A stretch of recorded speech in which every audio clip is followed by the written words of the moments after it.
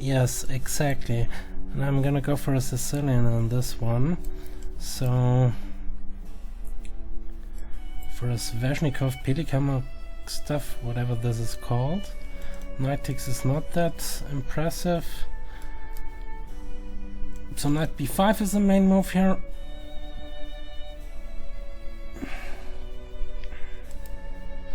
Knight d5 is interesting, but there is also bishop g5. Okay, takes, and going back with the knight. I mean, he can also do some weird stuff. He goes queen takes, bishop e3,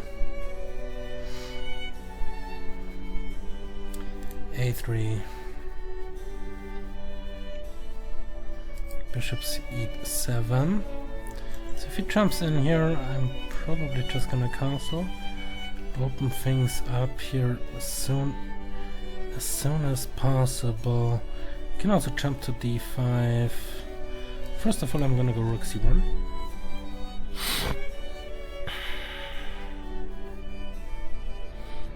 Okay, and now I go f5. If he takes, I take with the bishop. He has a check. So now I have this central pawn mess, which probably I can use to my advantage. So queen here, queen there, and bishop h6 is coming. My bishop is covering this, and if his knight ever lands here, I probably do not really care about the bishop.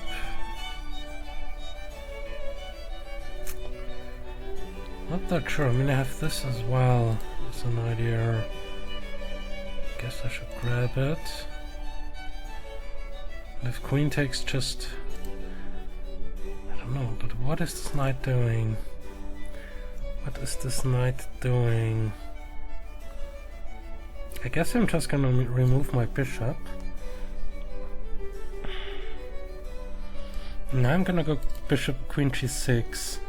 All the squares the knight can jump to are covered. Okay. So now I have knight, I don't have it. So knight d7, trying to get this one. He's playing it well, I have to say. So knight takes, bishop takes, covering this again. Okay, queen here, rook there to there is coming. And if h3, I'm gonna sacrifice. I'm probably gonna sacrifice. If h3, so queen here, rook there.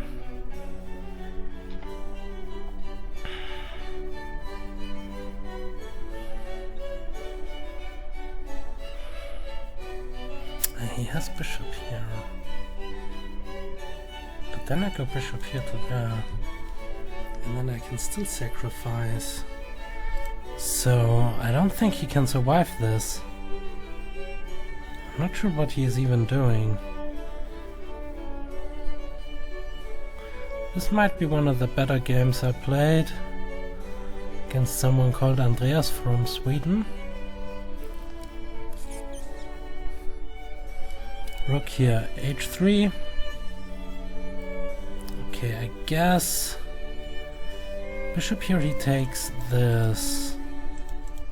Bishop here he takes this. Should probably cover it first. I don't know. Let's go bishop here.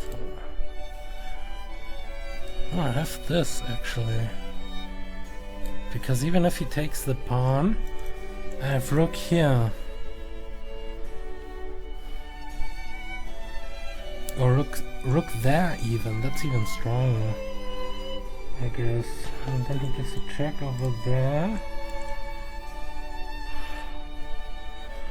Okay, bishop here. Now it's basically game over. Bishop takes, pawn takes, queen takes. Bishop here, bishop takes. I guess it's over after this. Takes. But whatever he does, Just gonna grab it.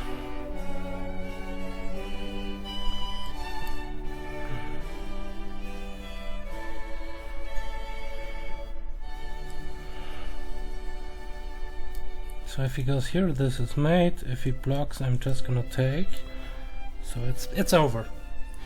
It's over. Bishop h3 was just crushing him. So here it is, the analysis of one of my latest games on chess.com on the getting back session to 1/500 rating points. And I was black, and my opponent played e4, I played c5, and after knight f3, knight c6, we enter the Laska Pelikan Sveshnikov variation of the Sicilian defense. I go e5, and after that bd5, threatening to go to d6, played d6, and now knight d5. I took it, and he took with the queen. E takes, knight b8, and a4, for example. There is also c4 here are the main moves.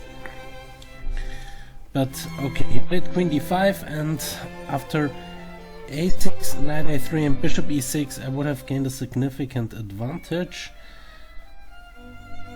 because here in this position he cannot go to c3 because of knight d4, and if he defends like this, now I go bishop e6 or rook b8 first, and there is no real way of defending against bishop e6 now, or d5, and here I get this d5 move in. Yeah, I get this d5 move in, because if he takes on d5, for example, then I have bishop g4,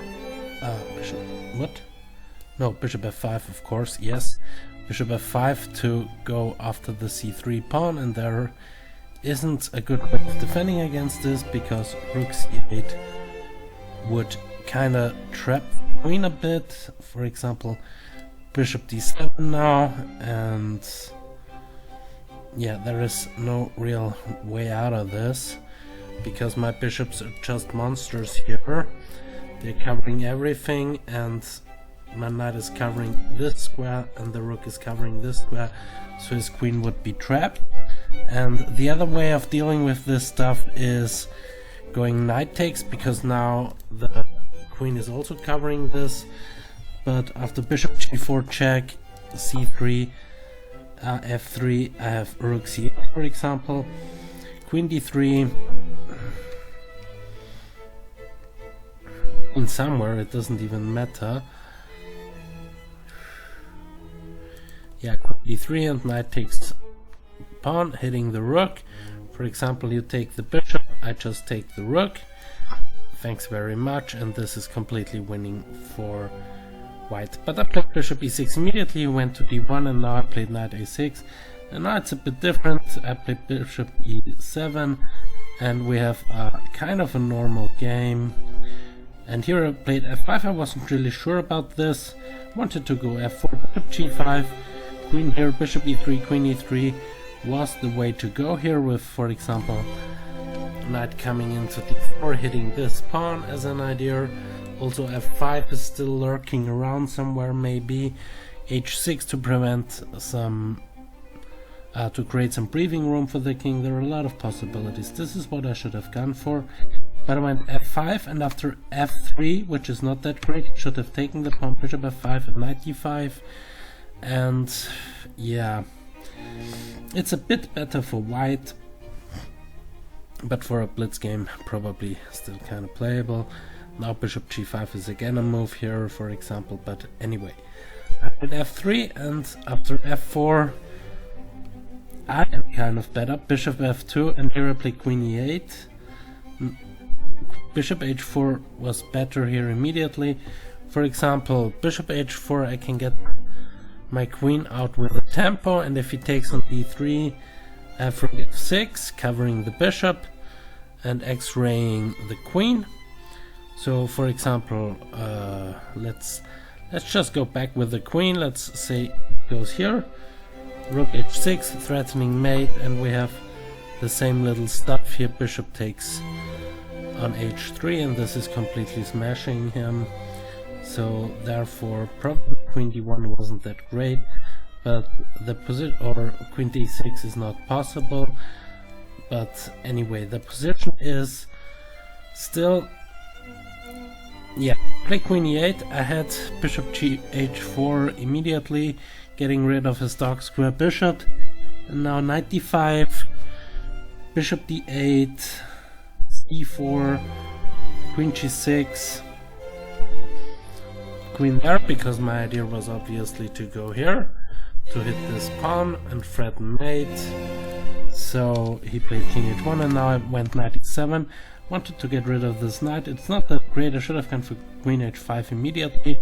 After queen b3, for example, knight d4 hitting the queen, bishop takes, pawn takes, rook there, queen b7, rook f7, queen takes pawn, bishop h4 to try and go in here is kind of bad for him. And if h3, for example, here, then I would still go bishop g3, threatening to take on h3, and after king g1, I still have bishop h3, pawn h3, queen h3, and this is now not that great for him anymore, because after, for example, rook f2, I can simply grab knight f2 and go rook b8, trying to get this pawn, and this is better for me, although he has two pieces. But for example, b3, just covering it, there's queen g3, queen there, king there,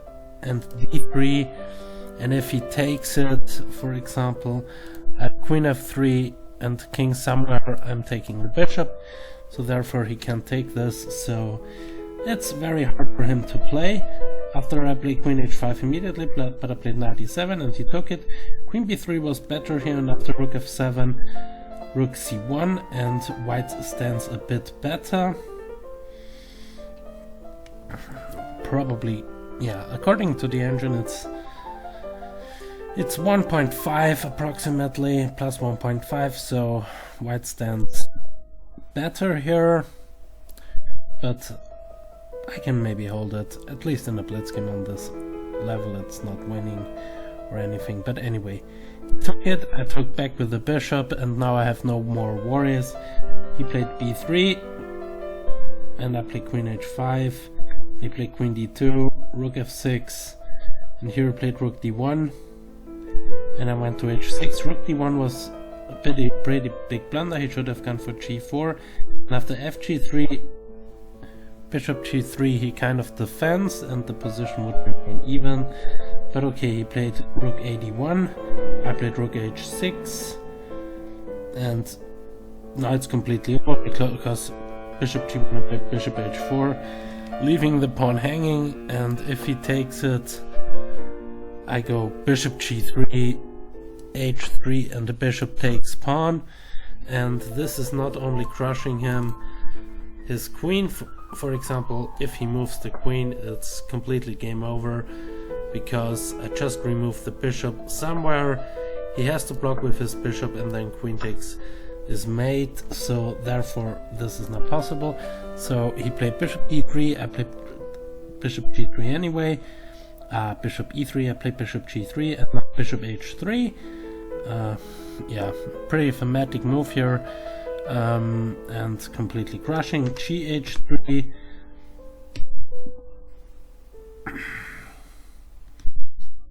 queen h3, and bishop h2. We had here, because there is no other way around it. Bishop h2, he has no more squares. He can also go queen h2, but it doesn't really help. I'm just gonna grab the queen, and after rook d2, I'm just gonna go back and forward with the bishop. Bishop h2 takes, and yeah, anything, really anything. Rook here, bishop here, rook there, and queen takes his mate. So this is just a variation here. He played bishop h2, rook f2, but this is pretty terrible anyway. Play king g1, now it's a mate in 1, but this doesn't really help him. I'm just gonna take it with the bishop, and after queen g2, I'm just gonna return and go in for a better endgame, being up a whole rook. This is one way of doing it. For example here, and now I'm just up a rook and some pawns. This is completely winning, of course. I could have also kept the queens on the board by playing something like queen h4 and now threaten this discovery yet again. Bishop f1 for example, and now bishop g3, and I even get the bishop, so therefore after rook g3 he kind of resigned with king b1 because this is now made in one.